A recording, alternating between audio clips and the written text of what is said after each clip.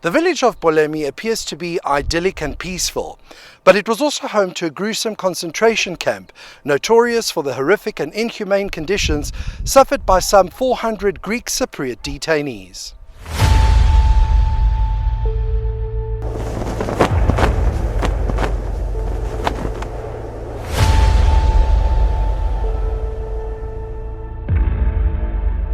The history of Cyprus is one of invasion and occupation by foreign powers because of its strategic position in the East Mediterranean.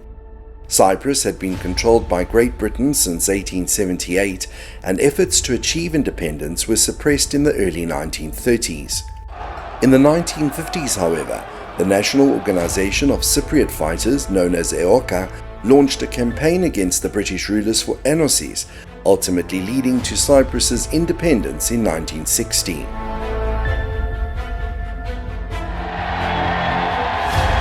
Highly classified documents disclosed by the National Archives in 2012 provide ample evidence of the brutal treatment of Eoka prisoners by British soldiers, especially at the many concentration camps established across the island. A reminder of the brutal effects of colonialism, the Polemi Concentration Camp was one of 8 operated by the British to house and interrogate Eoka prisoners during the Greek-Cypriot fight for struggle to end British rule in Cyprus between 1955 and 1959.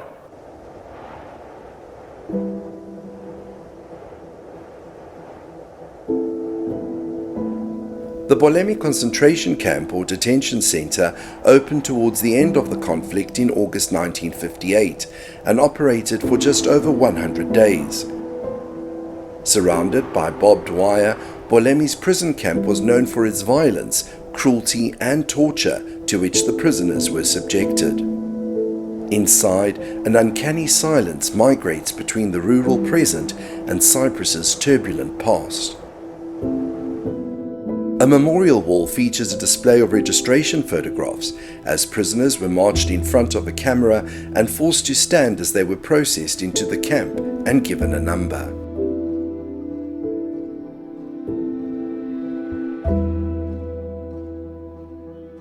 The camp at Polemi was mainly populated by Greek-Cypriot males, although occasionally women were also interned, including youths and minors under the age of 16.